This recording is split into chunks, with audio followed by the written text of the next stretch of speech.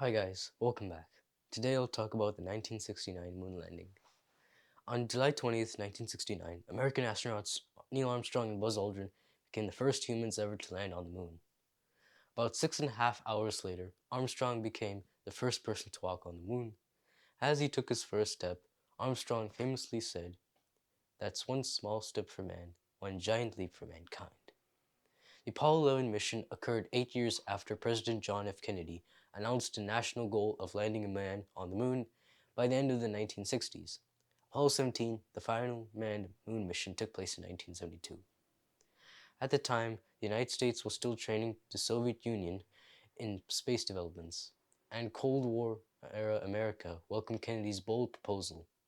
In 1966, after 5 years of work by an international team of scientists and engineers, NASA conducted the first unmanned Apollo mission, testing the structural integrity of the proposed launch vehicle and spacecraft combination.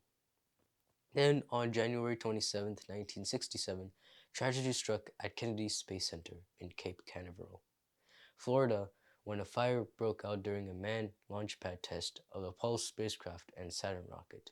3 astronauts were killed in the fire.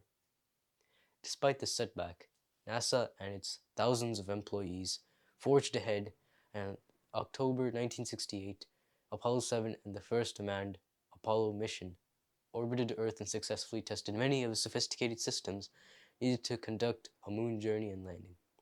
In December of the same year, Apollo 8 took 3 astronauts to the far side of the moon and back, and in March 1969, Apollo 9 tested the lunar module for the first time while in Earth's orbit. That May, the 3 astronauts of Apollo 10 took the first complete Apollo spacecraft around the moon in a dry run for the scheduled July landing mission. At 9:32 a.m. EDT on July 16th, with the world watching, Apollo 11 took off from Kennedy Space Center with astronauts Neil Armstrong, Buzz Aldrin, and Michael Collins aboard. Armstrong, a 38-year-old civilian research pilot, was the commander of the mission. After traveling 240,000 miles in 76 hours, Apollo 11 entered in a lunar orbit on July 19th. The next day at 1:46 p.m., the lunar module Eagle, manned by Armstrong and Aldrin, separated from the command module where Collins remained. 2 hours later, the Eagle began its descent to the lunar surface, and at 4:17 p.m., the craft touched down on the southwestern edge of the Sea of Tranquility.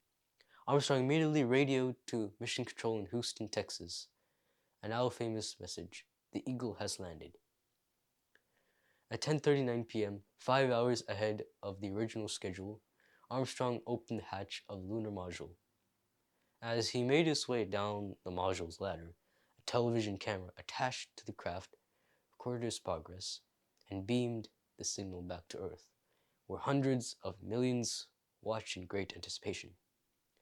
At 10:56 p.m., as Armstrong stepped off the ladder and planted his foot of the moon's powdery surface, he spoke his famous quote, which he later contended was slightly garbled by his microphone and meant to be, "That's one small step for man, one giant leap for mankind." Aldrin joined him on the moon's surface 19 minutes later, and together they took photographs of the terrain, planted a US flag, and ran through a few simple scientific tests.